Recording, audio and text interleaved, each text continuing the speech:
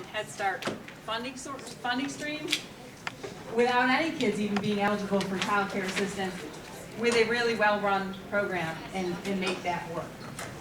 Now, the child care assistance revenue that's built into this program, if you do have kids that are built into this calculator, you may be wondering, what are we assuming in terms of the revenue for those kids? It's built to assume that if you say you have 80% of the kids eligible for CCAP, that you wouldn't get every dollar every day for those kids. It's built so you would get about 85% of getting every dollar every day for a CCAP eligible kid. So we've already built some buffer into this program. But you can see that if you were to create a program like this where you're, for the 3 to 5-year-olds, you're mostly targeting non-working families or ones who were not eligible for child care assistance. And in your 0 to 3 program, you have a mix of kids who are and aren't eligible for child care assistance. You still could make your program work. And that's the point of this calculator. Really, right here is the point of this calculator. What we want you to do as you go through this and use this tool, Kate will walk through the multi-site one in a minute, which will be helpful because running through it again, it'll start to make more sense to you as we do it a couple of times here. But our point in creating this is to allow you to come up with sort of a budget here that makes sense for your center. So once you put in all of your classrooms, all of your levels, all that kind of stuff, and you've taken a good look using the salaries that you need to pay, you may look at it and say, well, I don't, okay, 47 is the minimum I have to pay. I really want that to be 53 for me because I'm going to have a range of salaries and my average is going to be 53. You can use this and you can change things, and you could put in 53.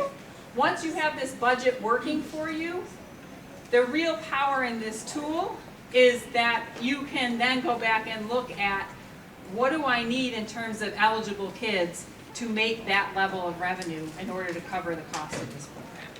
Okay? That make sense? I have a question off of that point. What's the break-even number of kids? So there is, your break-even number of kids is going to depend on how you, it's going to depend on how you figure out this staffing pattern. Well, when we're using this assumption here, I'm not able to give you that answer to the question because it really depends on how you run all this, right? So that answer could be different for all different groups. Is it true that a larger center is going to have a better time of this than a really small center? Absolutely. Generally speaking, in the world of early care and education budget modeling, folks have come to the conclusion that providers that serve fewer than 100 children have a very hard time of making it. So we know that just economies of scale, that getting above 100 is usually necessary to be viable in the long run for a program. But what this is going to do is help you kind of within the program that you're setting up, then look at the revenues you got and the mix of kids who are eligible for this or that funding stream and how it plays out in terms of balancing the budget. Does it? I will in 1 second, yeah. Does it take into account, like, let's say if a center only has 2 or 3 classrooms, you can't give a director like 80,000. Like, does that factor in how many classrooms and it'll break it down by? So we did not. So we put in a salary schedule that sort of pre-populates all this. But when you go to use the tool, we'll probably come up with another color for them, like pink or something, yeah, that are ones that are already pre-populated based on what you chose. But you could go in and change them, and then things will calculate off of the new number that you put in there.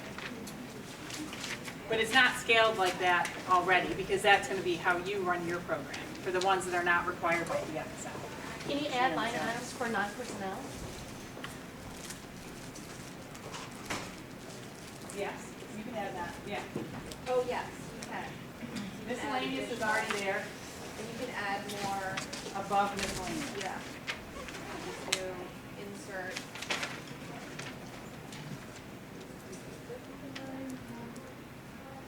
If you right click on it. Right click. Then you just do insert, and it'll insert another row. And you can add more, and it'll Still total. yeah. When you delete the line or replace an item, we would recommend you put in a 0, but you could probably type something else in there. And again, it's just if you, we didn't lock down, I don't think we locked down. No, we didn't. We didn't lock down anything on this, so you can play with it to your heart's content.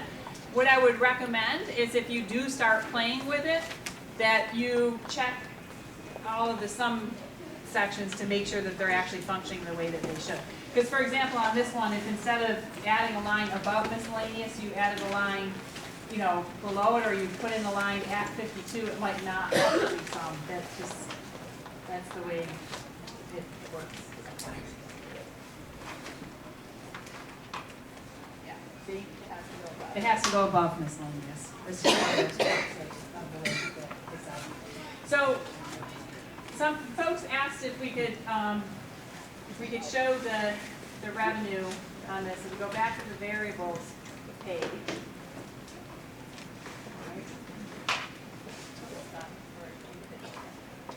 The single site, right, so it's showing it right here. That program had a surplus revenue of 66,000. Now, we recognize that in reality, if you are running a Head Start and PFA only program, and you don't have child care assistance, you are not legally allowed to take a profit from that, right? You cannot take a profit from Head Start services. You cannot take a profit from Preschool for All services. That is federal and state law that control that, right? But this at least helps you understand where there is buffer and where there's, you know, resources that you could move around. The child care assistance program doesn't have that same restriction because it's different cost. But in here, look at this, like if we did instead, we had 100% eligible for CCAP, but none of them eligible for any of the DFSS funding, that would not be a very good program. Yeah, see, that would not be good. That's intent. Because what you would be trying to do is run a Head Start and CFA quality program on only CCAP dollars for those 3 to 5-year-olds, and that we all know that doesn't work. That's why we're layering on these funds. Instead of using the percentages, can we like the actual kids? Like the actual number of children?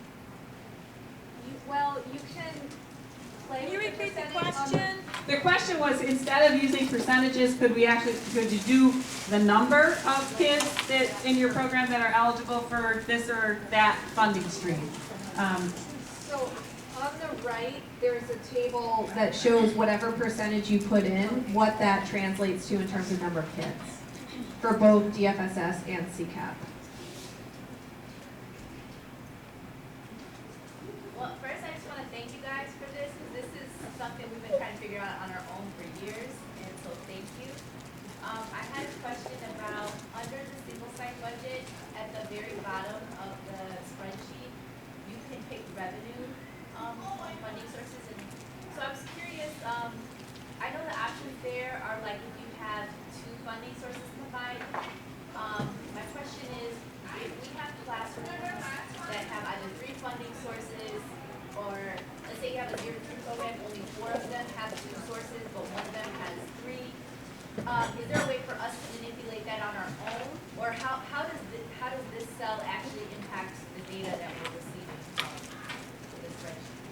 Okay, so truth and actually, so this in some respects, this has been a live process here. That we saw the RFP the same time you saw the RFP, and so some of the things that we were thinking as we designed this isn't exactly how the RFP turned out. So we may actually need to go back and do a little bit of switching around in this model, because we put in the like how many are eligible for DFSS funding, and then we have these types. We probably have to go back and say how many are eligible for Head Start, Early Head Start, how many are eligible for CFA PI, which will basically be 100% of the kids who are using DFSS funding. Because, so we might have to go make a couple tweaks to this program, but basically what we were setting up is to say you can separately say how many are eligible for child care assistance versus those who are eligible for one or both of the relevant DFSS funding streams, right? So if they were eligible for all 3 within the program, which again is going to be a pretty darn rare kid, that you would just, that would be the overlap of those two settings in your program.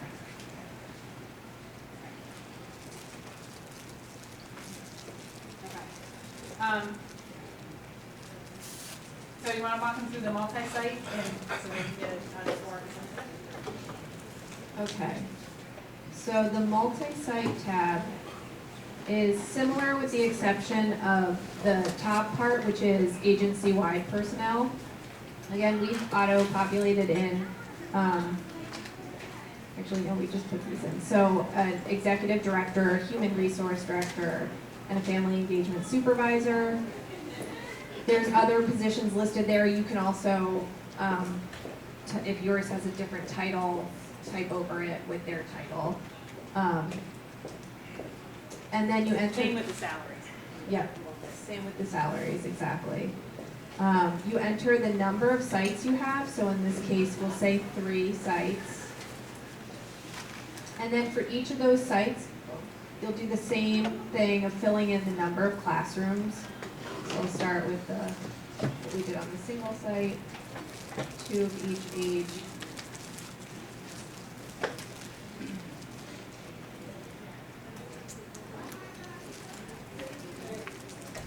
And for the last one, maybe it's a smaller one.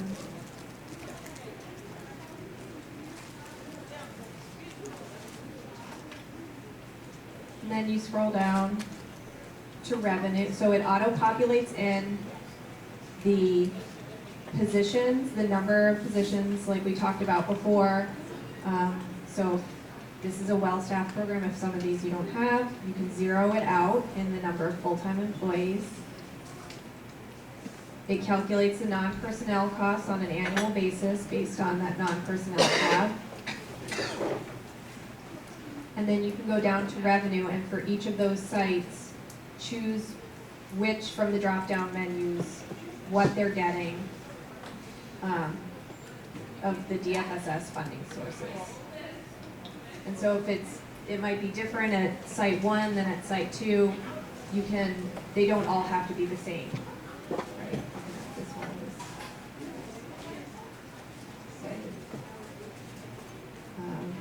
GI only.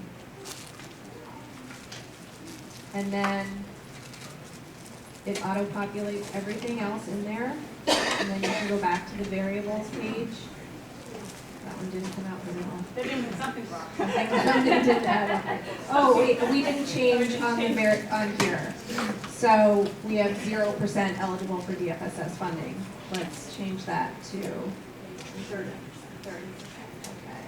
Oh, no, DFSS DFSS. funding, right, that was, so let's do 70%.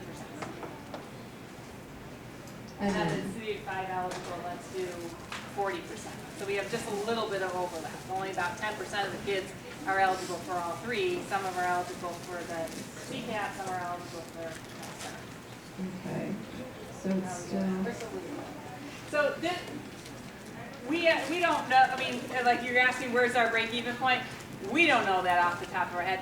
We have played a lot with this. We have actually gone in there. Once you get a sense of what the staffing pattern that you think makes sense for the needs of the kids and families that you're serving, then you can kind of then say, all right, that's what we think we need to provide, and this is what we think is going to be the eligibility profile for these different programs of the kids and families we serve. Will it work? Will it work for what we're trying to do? If the answer is no, let's say this really is what we come up with on this, and again, I'm not exactly sure why it's coming out quite so bad. Like I said, we're still a little bit live here, so we have to go back and check on a lot of these, make sure everything is working, although we've done a pretty good job of that. Once you look at that, if the answer is like, no, that really isn't working, that's not coming out to be able to provide these services, kids and families, you can go back and do a couple different things. One, you can look at, is there a different profile of eligibility that I think I actually could fill my center with, and given the profile of the community that I'm serving. So, for example, if what you were finding is you were doing it on it was all PFA only and no Head Start eligibility, you weren't going to take Head Start funds for that that, for those kids, or you're going to do PI and PFA and no Head Start or early Head Start, and you've had a number of the kids using child care assistance, and you're coming out with a really negative number, there's two things you can do there. One, you can think, would it be worth it to add Head Start to the mix, at least for some of the kids? Because remember, you pretty much have to meet all the Head Start standards anyway. So if there are kids in your community that are definitely eligible for Head Start, should you go and look and see whether there's some Head Start that you want to add into the mix? Can folks in the back hear me? I know I'm speaking loud, but the mic isn't working that well, so just raise your hand if you can't hear me as we go here. But so you can do that, and again, we will go back and separate out the Head Start versus the PFA PI. The other thing you can do is go in and look and say, well, maybe we can't actually have that many floaters, or maybe we can't actually have that many other positions in here. As long as we're still meeting the performance standards, would we be able to do the program with a little bit less? Remember, we put a third full-time person in every room into this model, plus floaters. Maybe your program model is coming out that you wouldn't be able to do that you would need to have 2 full-time and maybe a part-time third person in the room, or however you're going to need to manage that. Remember that if you are doing Head Start and PFA together without child care assistance, you're aiming for a 7.5-hour day for a school year, not necessary full day, full work day, full year for that program model. Does that shift or change at all what your expenses might need to be in the way this is set up? So that's the idea. It allows you to kind of play with that a little bit and see what your potential revenue is with different mixes of kids and how that relates to then what your expenses are for that program. How is the indirect cost rate or the 10% factored into? So the question was, how does the indirect cost rate, or the de minimis 10% that you don't have to specify out all the exact expenses, how is that included in here? So we put it in as just 10% is added in automatically. But only on the multi-site budget. Did you we also put put in in the the match, the 33% of federal match? So we did not take it, the question there was, did we also put in match somehow is the revenue? So match isn't actually revenue, right? It's how are you going to claim the match through any different sources of revenue that you have. One way to look at this is if you are an organization that is going to do substantial fundraising towards this work, or you have other programs that are going to provide resources into this program. If at the end of the day what you have here is from these revenue sources is a deficit, you can look at that as sort of maybe that's what you consider your fundraising target. If you were, or that's what you might have to do. Again, don't pay too much attention to exactly what number this is coming up as, because we're making this up. We're just plugging in fairly random numbers here as we try to show you how the calculator part of this works. And it's because we didn't have to set it up, we're not putting in every kid is eligible for PFA that the way that we should, given the way the RFP actually came out. But that is one of the things that this can help you figure out. Is there an amount of money that you are targeting? Let's say you know that from your fundraising from historical, your organization has 3 different sites and you are not for profit, and you've been doing this work for a long time, and generally speaking, you are able to raise $120,000 a year, and that's part of your normal budgeting, and you keep that in there. So you would be sort of targeting to try to get that number to come out more like minus 120 than 0. Or you'd be targeting 0 so you can have $120,000 of buffer in your budget, however you need to do it. That makes sense? That makes sense to folks?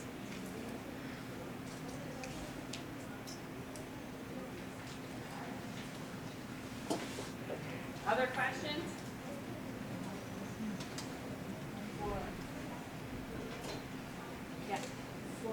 multi-site budgets, I realized that for fundings, you have fundings that the revenue for every site.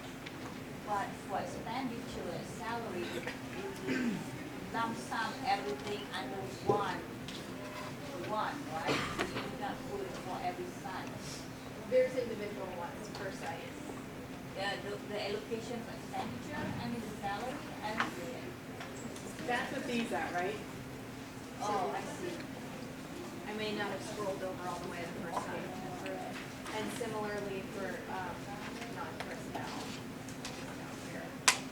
But, and I think one thing to show you on here, so for example, let's say you're a site that you have 3 different sites, but one of them is in a partnership with this other community-based organization that gives you in kind. You don't have to pay any rent, and they pay all your utilities and all your cleaning costs, right? So, but your other sites, you have to pay all those costs. So you could go in here and you could, mark that like, oh, in this center, we don't have that rent cost. And these are, I mean, the numbers that are in here, they may be higher than what you really need to look at them. But maybe that one, it actually is 0 for that site. So you can zero that out where you don't have to zero it out for the other sites. So it provides you a lot of flexibility. It kind of gives you categories to be able to look at this. This is not set up in the exact way you're going to have to send in your budget to DFSS. It's not the purpose of this tool. It's really to help you understand your cost structure overall for running your program. Sign-up sheet if you want this form. Yeah. I'm just gonna send it back, you just take. Remember, one email per agency if you could, please, and we'll send that out to folks. Yeah. Right. As soon as we make it match the RFP that came out a couple days ago. I do want to, I think it would be helpful for folks if we went through in a little bit more detail this page and what's on here, but So you said the recommended salary is the minimum that was listed in the RFP? yes. Right. For the ones that, for the ones that had minimums in the RFP, maybe when we send this out, we'll like turn those minimum salaries red in this thing or something so you can see which ones are. Because like site director, there isn't anything in the RFP that says you must pay your site director at least this much. There are only specific positions that are listed in the RFP that say you must pay at least this much for these positions, and they give the qualifications and what the minimum salary for some of that. In regards to the teacher for 3 to 5, is that based on a one with just the 5 credential, or is that a Pell teacher? The question was for the 3 to 5, which salary do we put in here? We put in the Pell teacher salary, and 47,000. I believe that's what the RFP had in it, as a minimum salary. But again, you may look at that and say, okay, if everyone has to get a minimum of 47,000 and I have teachers with a range of experience, I better put 52 in there or something, because some teachers are going to have to make more and some less, but nobody can make less than 47. But we just put in those minimums. And I would recommend that, especially if you're a multi-site agency, that you do use this this page here to set salaries, because if you play around with it in the sheet that has your budget in it, you would have to change it for every site, and have different salaries. Make sure you're changing it for every site. So we recommend doing it on here. You can see in here that we have a lot of salaries in there that we put in, like nurse, cook, food aide, all that. We came up with those salaries either from data that we had from the Bureau of Labor Statistics that give us a sense of what somebody like that would make in the market, or from data that folks gave us about what they were paying, not our lowest paying places, but our higher paying places. You can see in column B, that is data just for reference that might be helpful to you. That is data that we have about as of December 2017, what were the average salaries that were being paid across the 60 or so programs that provided data to us. A couple were increasing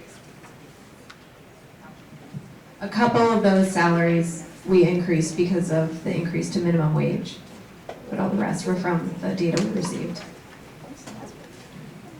Similar to the highest salary, that's like the highest salaries we got in that survey. So there definitely are programs in the city of Chicago that in December 2017 were paying that for someone who got those requirements.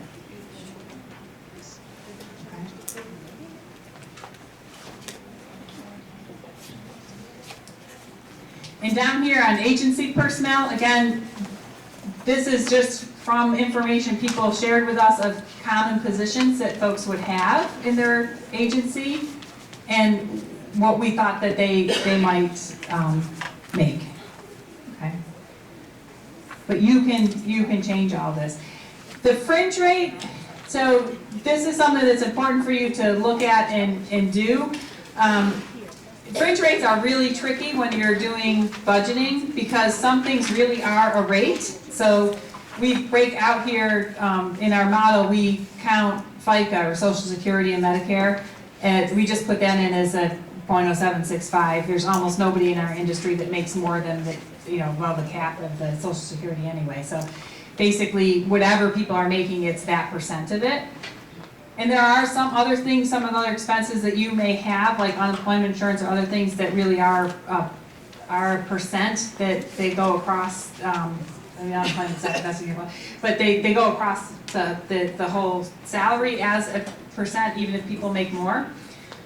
But many things that you pay for out of your fringe rate, like medical and dental and things like that, are actually more of a per person cost, regardless of what the salary of the person is. So you may want to really look at what this is coming out and calculating as a fringe rate and go back and look at your actual expenses and see if it's making sense or not. And you might have to back map a little bit and figure out what you think the right fringe rate is. Because if you raise all of your salaries in your program 15 or 20% in order to comply with all what the city is saying, you may not need to raise your benefits by as much as that because it's not connected. Makes sense?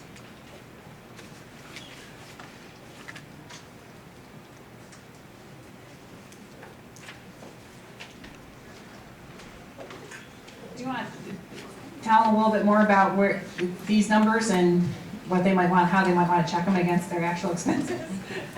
Yeah, so as I mentioned before, some of these numbers came from data that people gave us for a December meeting, but there were some categories where we really didn't have enough data to go on, so we used the PCQC, which is a national tool that has national averages on it.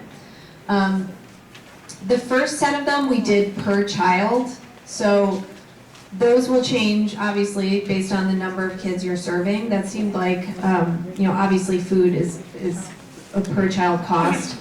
The ones that are related to the facility, we did by per square foot.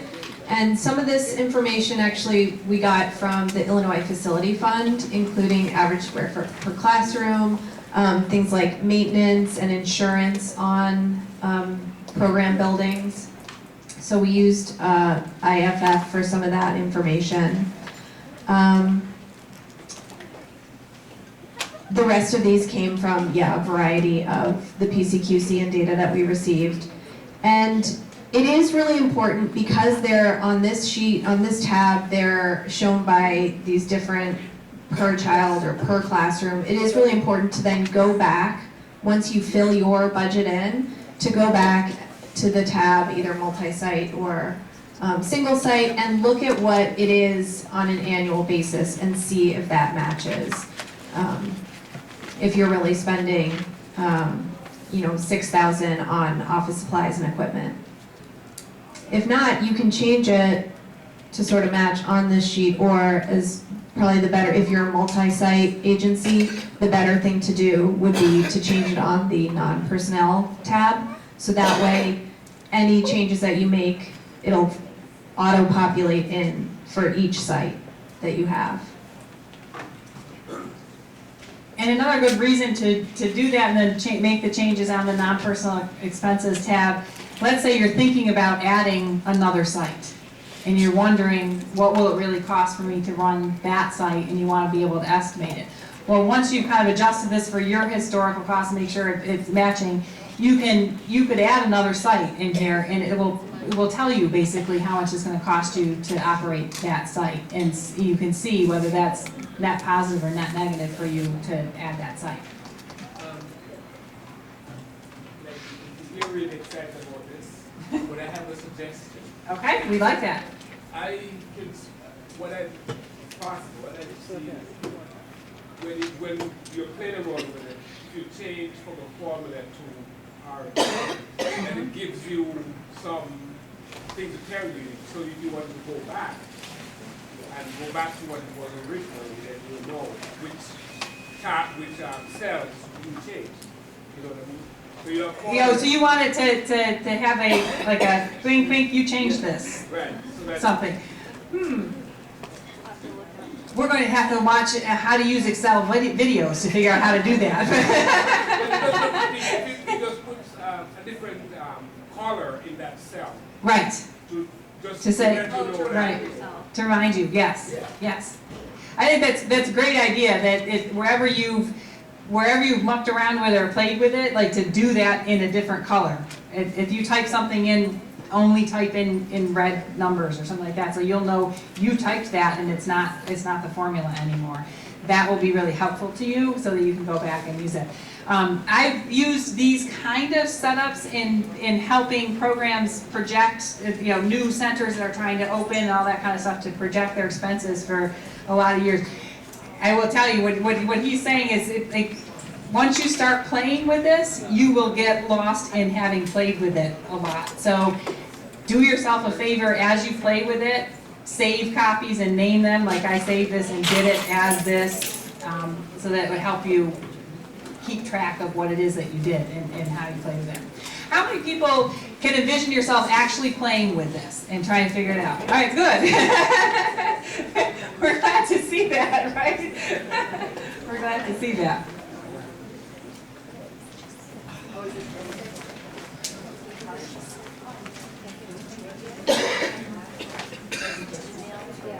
Okay.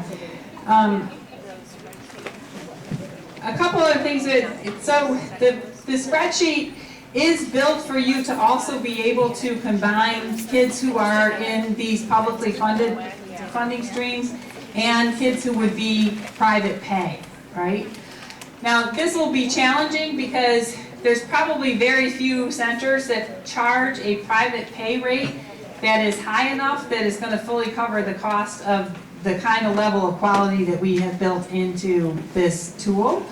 But again, if you have some of your sites are maybe going to be more oriented to private pay, just a few kids that are on this funding stream, you may be in those ones trimming down your staffing to be really more at the minimum requirements of the funding stream and stuff, so which you have the flexibility to do. Something to show you of what we've done here on Kate did all the work. We've got these different rates put into the spreadsheet. We have the early Head Start.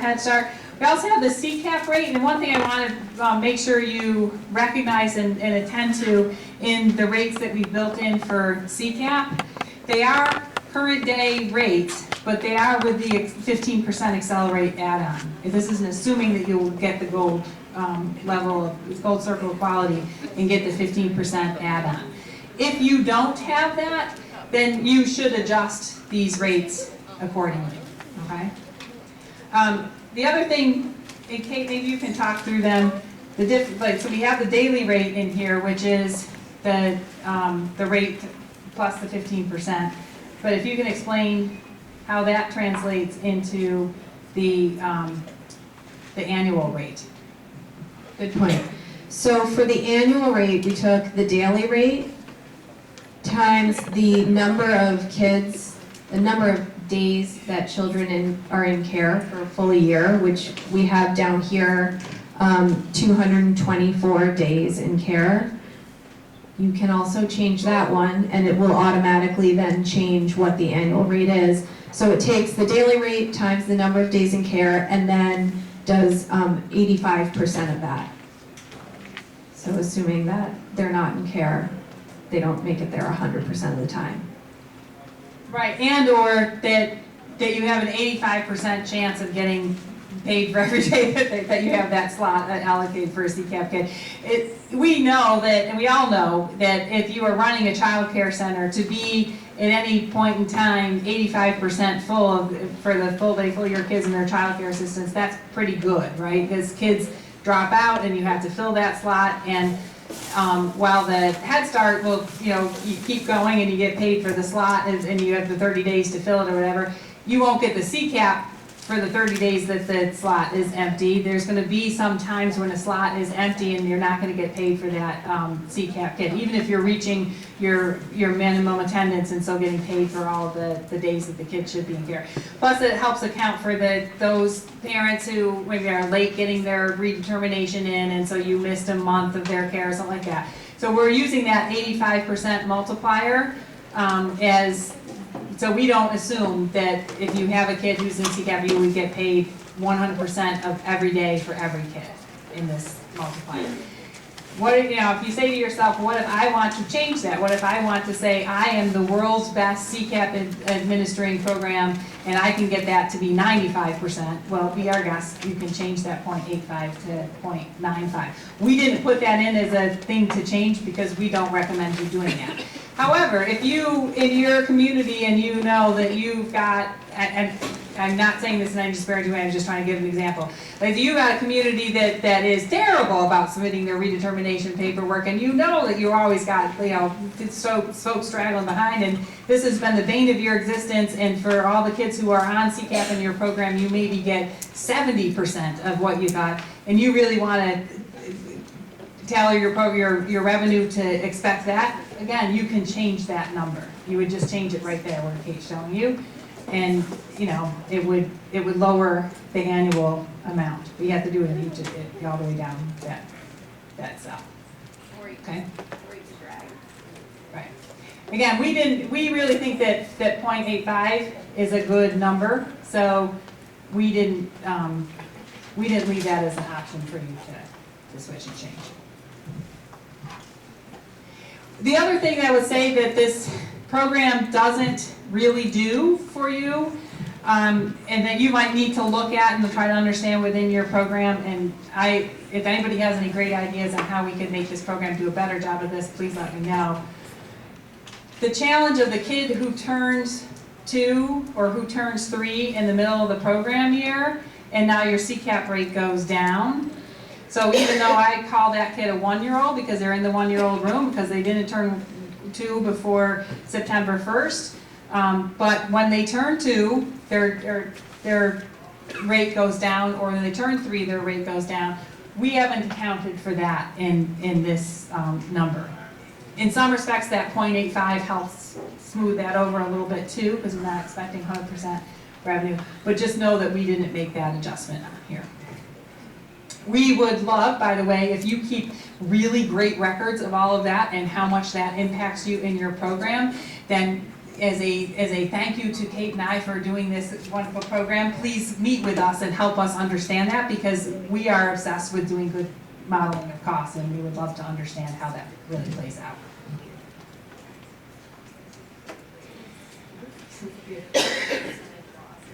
Right, we really, we would find that actually fun. I want to thank you again. It looks like a very useful tool.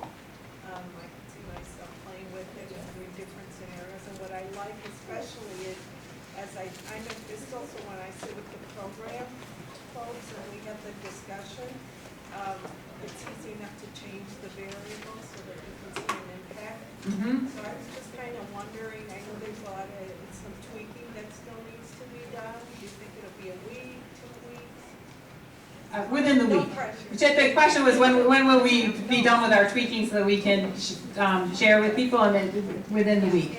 Within the week. Yeah. Thank you. Yeah. Because we want you to use this planning, right?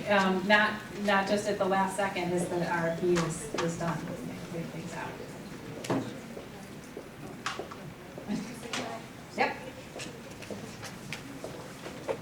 How many of you think this is a great tool? All right. So we would definitely want to go ahead and thank them. I just wanted to make sure that you guys understood that this can be helpful, but it's not going to be the tool that's going to be used for the RFP, okay? We all know that, right?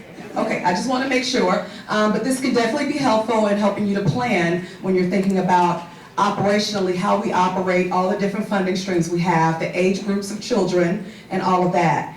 But when you actually submit your budget, it will be on a budget template that's uploaded on the website that the RFP is posted, okay? All right, thank you. Yes, we did play around with it, like, could we actually help this do all of your cost allocation for you as well, and we cried on it at that point. That's next week. That's next week, right? That's the next version of the model. I think what else is worth, I do think this one is really important for people to look at and make sure within your program. Programs vary a lot on the number of days per year that they are open. And so you really do need to look at that. And in fact, at the risk of Kate wanting to kill me on all this stuff, we might actually need to even have that be able to variable by site. Because we know some, like if you had a site that was mostly catering towards CCAP and not very many Head Start, early Head Start kids or whatever, that might be a site that's open 245 days a year, but your site that's entirely Head Start and PFA is only, it's open a lot fewer days. But anyway, we can look at that. We did actually have in here some, like the summer only in school year. I think that's a vestige of earlier versions of the thing. But what we don't have in here, and we recognize is often a really critical part of the equation for whether your center sort of breaks even or not, is school age kids, right? We didn't put that in the model. However, it's easy enough for you guys to put that in the model if you want to. You can. We do have the before and after school rates here. The CCAP amounts and stuff like that. So you could sort of build this in and look at what your revenue is for the before and after school kids and add in the staff in your spreadsheet there. As we improve this tool over the next year or so, we'll add that kind of thing, but we won't have that in the next week or two for anything school year, school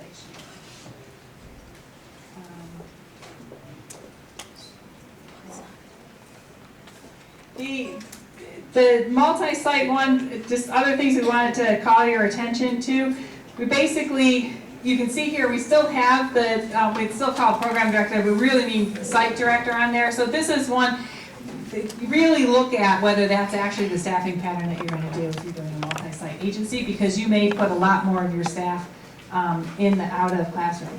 We also don't have within this model and within all this a way to look at adding partner sites to your delegate agency, as it were, and then looking at what impact that has on your budget. However, if you are using, if you are a delegate agency that's going to have additional partner sites, what we recommend is doing this for your directly operated sites, and then within the multi-site budget, you can add in any other staff, or see there it says staff serving partner sites. For example, you could add in a lot more staff up there for your whole agency. Maybe the family engagement specialist or the quality assurance specialist, any of those kind of people that would be part of your thing, and you can add, and you get a really good sense of your total cost of operation at your own agency level. And then, your per dollar amount that you're going to be providing to your partner sites, you could add that down here in the budget down below. And then you, like just down here, add a line under site expense. You could add a line for pass-through money to partners. And then you could calculate out for the number of Head Start kids or whatever that you're going to be receiving revenue for. It shouldn't be that complicated to add on partner sites to this, is what I'm trying to say. Can we just have for that by next week? Probably not, but maybe in the longer run, we could do that. And what we say, if other folks out there, when you play with this, if you come up with improvements to it, please share them with us. We have this, that's probably too advanced for you. I was going to say, part of the reason why we have it set up this way with the recommended salary, all that kind of stuff, is that we've been running a lot of different budget scenarios with this data, looking at what is the impact on the per child cost and everything like that of these programs if you do the different salary schedules that you